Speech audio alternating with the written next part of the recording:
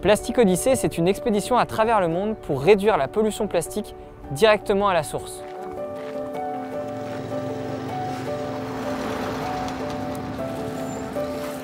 Actuellement, 5 milliards de tonnes de déchets plastiques se trouvent dans la nature ou dans des décharges sauvages et finissent souvent dans l'océan. Chaque minute, c'est plus de 19 tonnes de plastique qui s'y déversent, ce qui fait que si on continue comme ça, en 2050, on aura plus de plastique que de poissons dans l'océan.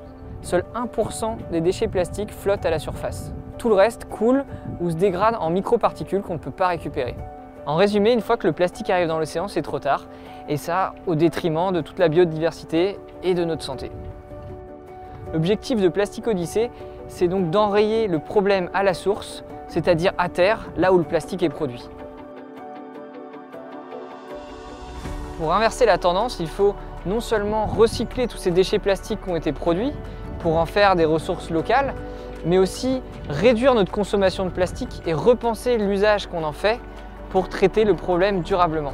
Plastic Odyssey développe depuis 2016 des technologies low-tech, un capteur de tri pour identifier et trier les plastiques, une extrudeuse qui permet de récupérer ces plastiques et de les faire fondre pour faire de nouveaux objets, des briques ou des tuiles, et une unité de pyrolyse qui permet de transformer ces plastiques en carburant. L'unité de pyrolyse qui est à bord du bateau est capable de fournir de l'énergie à partir des déchets plastiques. Elle pourra fournir l'énergie pour propulser le bateau entre chaque escale, mais aussi à l'atelier de recyclage qui sera embarqué. Toutes ces machines auront pour but d'être démontrées à bord du bateau, mais aussi répliquées à terre. Construites de manière collaborative et sans brevet, les technologies que nous développons sont peu coûteuses. Elles sont simples d'utilisation, faciles à construire, à réparer et à répliquer. Le but est qu'elles soient appropriées par le plus grand nombre dans des situations différentes et pour des applications variées.